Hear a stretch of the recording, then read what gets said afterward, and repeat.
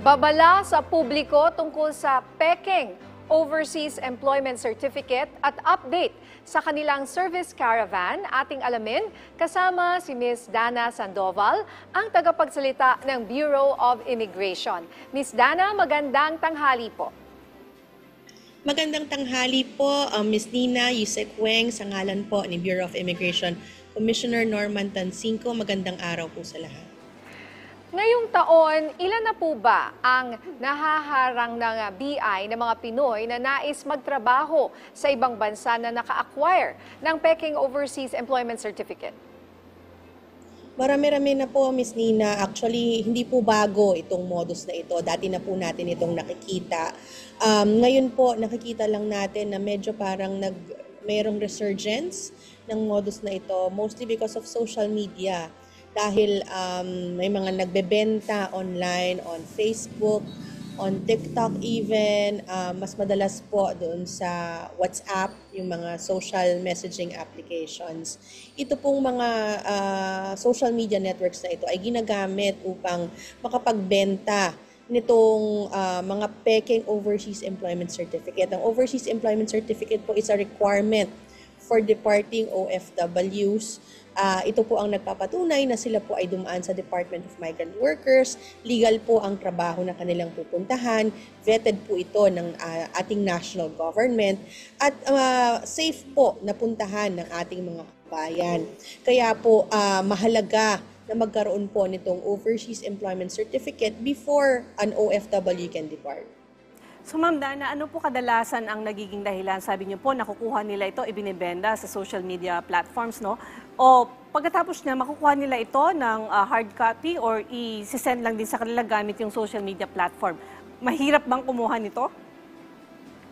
Isek Weng, usually po ang modus ay bebenta online using some Facebook pages or social networking applications, and then ipapadala via email. Kunwari, i-print lang nila yung dokumentong yon at yun ang ipapakita sa immigration. Hindi po mahirap kumuha ng Overseas Employment Certificate. Pumunta lamang po kayo sa website ng Department of Migrant Workers. Nakalista na po doon lahat ng mga trabaho na legal na pwede po nating applyan sa iba't ibang bansa po. Hindi po natin kailangan dumaan sa illegal na paraan. Ngayon, yung ilang kababayan po natin kasi minsan na-entice po, na niyayaya ng mga kung sino-sinong mga recruiter, mga human trafficker na magtrabaho po abroad through illegal means. Sometimes under a tourist visa, sometimes po using a work visa, pero hindi po tama ang paraan ng pagkakakuha. And through this scheme po, bumibili yung ilan po nating kababayan ng peke, ng Overseas Employment Certificate, na siya naman pong nahuhuli ting po sa immigration.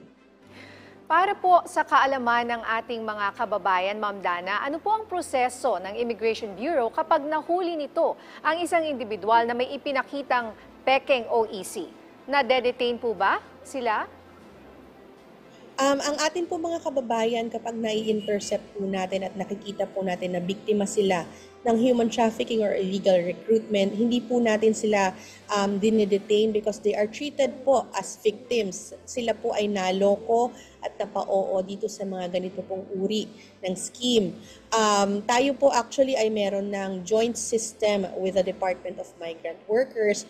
Kaya po doon sa ating departures, itong mga kababayan po nating OFWs, once they pass through immigration, pag-scan lang po ng kanilang mga pasaporte, magpa-pop up na po sa screen ng immigration officer kung meron o wala na Overseas Employment Certificate ang OFW po na pinipresenta ang kanyang sarili for departure clearance. Kaya po in these cases na may mga peke na Overseas Employment Certificate na binili lamang online, na print lamang sa kung saan, na de-detect po ito ng ating immigration officers using the joint system. Malaking bagay po yung joint system na to kasi immediate po na nakikita natin kung legitimate or hindi ang document. Apart po dyan, meron po tayong mga kasamahan from the Department of Migrant Workers na nandoon din po naka-estasyon sa mga paliparan kung kinakailangan pong magkaroon ng secondary checks on the documents of these overseas Filipino workers. once ma-intercept po natin, makita po natin na peke ang kanilang dokumento, we refer the individual po to the Interagency Council Against Trafficking. Ito pong IACAT ay isang consortium of different government agencies na uma-assiste po doon sa trafficking victim. So, they have, the IACAT has the NBI para maimbestigahan po kung saan galing ang overseas employment certificate, sino yung nagbebenta para mahuli at makasuhan yan. Meron din pong DOJ for the prosecution of the individual. Meron din pong DSWD for assistance doon po sa individual na naloko. Maaari pong hindi niya na alam kung paano uuwi or hindi niya na po alam kung ano. Puto ba si Ma'am Dana? So, Ma'am Dana, meron po kayong data sharing agreement with Department of Migrant Workers. Sa inyong datos, gaano pa din po kalawak ang kalakaran ng pagbebenta ng mga peking OEC sa ngayon? So, I'm sorry, Ms. Weng? Yun po, meron po kayong coordination with the Department of Migrant Workers. Sa inyo pong datos, gaano pa din po ba kalawak ang kalakaran nitong pagbebenta ng mga peking OEC? Well, it's very rampant, Yusek. Nagugulat po tayo na blatantly meron sa mga social media pages, ina-advertise ito na parang wala lang. But this is illegal. Gusto po nating idiin yan kapag ka nakikita po na nagbebenta on social media.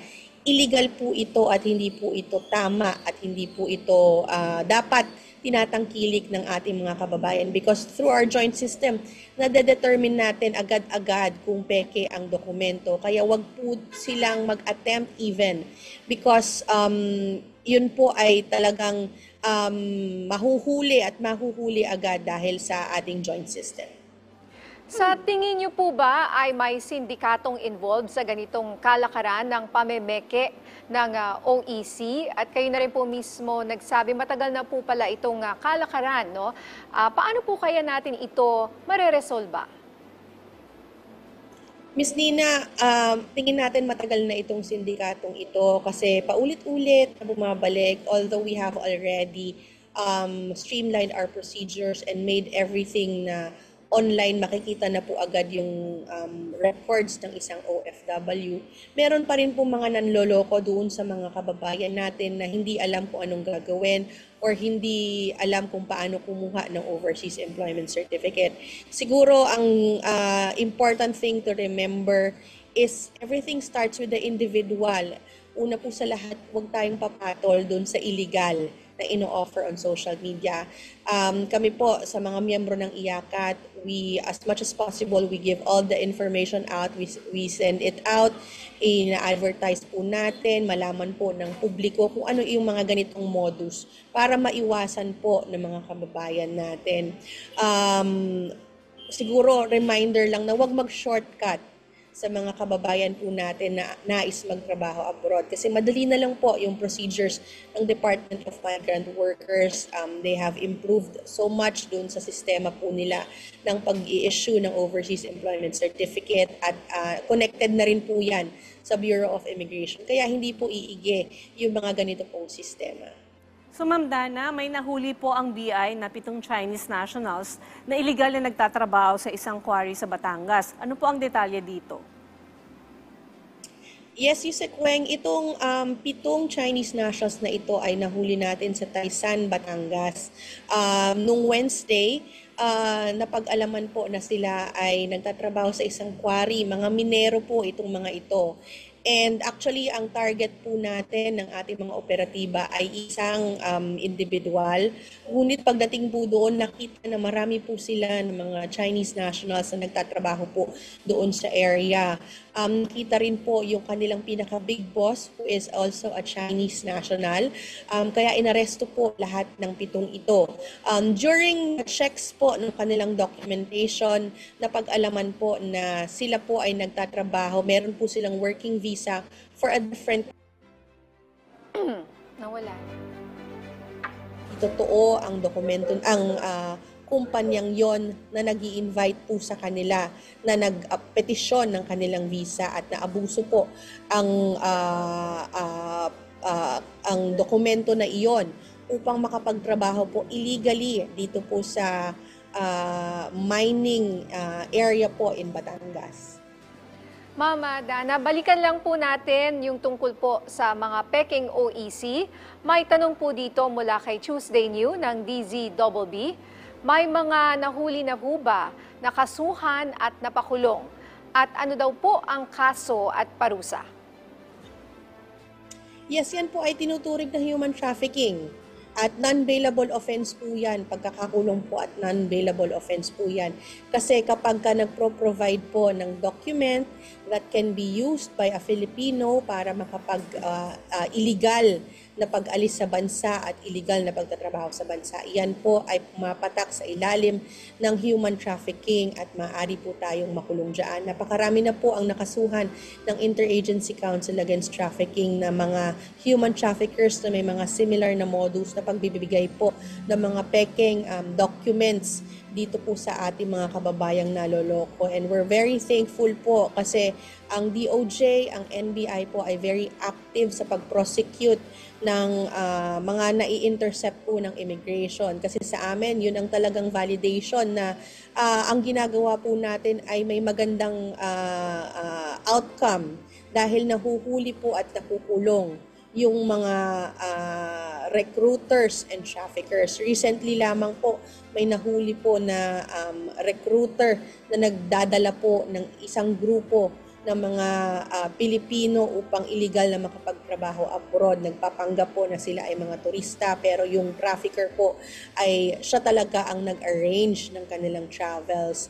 So we're thankful na talagang tinututukan po ito ng IACAT at NBI and DOJ upang mahuli po kasi ito yung tinuturing natin na route ng human trafficking and illegal recruitment. Sa amin po sa immigration at the counters at the immigration areas, nakikita lamang po natin yung mga resulta ng trafficking incidents ng pagre-recruit. Pero ang mahalaga po sa lahat ay mahuli yung source nitong mga ito at maipakulong. Sa ibang usapin, Ma'am Dana, hingi na rin po kami ng update hinggil sa inyong service caravan. Saan po ang mga lugar na ito at yung mga nabigyan nyo ng serbisyo siguro kasama dito yung pag-a-apply ng OEC? Yes, Yusek Weng, i-promote ko na rin yung service caravan namin which is happening in Batangas City on June 6. Ito pong caravan natin is the fourth leg of our service caravans here in the country for this year. Nagsimula Ilo, namasyal po tayo dyan sa Baguio upang dalhin po yung iba't ibang serbisyo ng Bureau of Immigration. And ngayon po, ang next stop natin is Batangas City upang dalhin po ang different services of the Bureau of Immigration na usually po dito lamang sa main office. Ang mga serbisyo po na ino-offer natin dyan na pwede po nilang antayin, ang resulta ay visa extensions, yung kanilang tourist visa extensions. Pwede po silang mag-apply ng kanilang exit clearances. Ang madalas po na patok, kumbaga, na kinukuha po or ina-avail na services ng ilan sa mga kababayan natin is the dual citizenship application. Marami po kasi sa mga nag-a-apply ng dual citizenship ay senior citizens na and nahihirapan na pong bumiyahe papuntang Maynila upang makapag-apply po ng dual citizenship. But through the caravan, maaari po silang mag-apply doon at makapag-oath taking po doon sa harapan din po ng ating commissioner. So bukod po doon sa mga services, meron din po tayo mga help desks doon kung saan po pwede silang mag-report ng mga illegal aliens na alam po nila na nasa paligid nila o kaya naman po yung mga sexual predators, yung mga sex tourists na mga foreign nationals na maaari pong namiminsala doon sa kanilang mga areas. Alright, ma'am, mensahe nyo na lang po at paalala sa ating mga kababayan, lalo na po sa mga OFW para hindi na sila maengganyo na bumili ng peking dokumento online. Yes, sa mga kababayan po natin na nais pong magtrabaho abroad, huwag po tayong papatol sa illegal na paraan. Mag-ingat po tayo sa mga nakikita natin sa social media. We should always check and double check and triple check. Yan po yung lagi kong sinasabi. Huwag po tayong basta-basta magpapadala ng pera sa kung sino-sino. Yan po ang usual na modus ng mga recruiters na ito, ng mga manloloko na ito.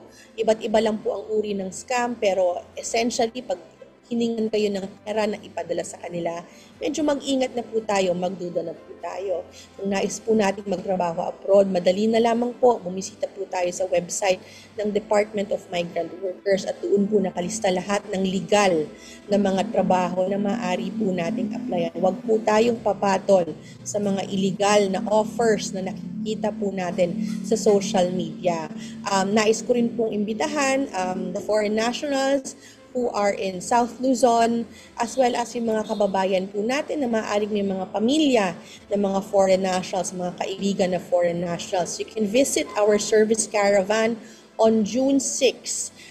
Bukas po ang ating service caravan mula alas 7 ng umaga hanggang 5:30 ng hapon. Minsan nag-extend pa kami kapag marami-rami po yung mga dumaan sa caravan natin. Maraming salamat po sa inyong oras, Ms. Dana Sandoval, ang tagapagsalita ng Bureau of Immigration.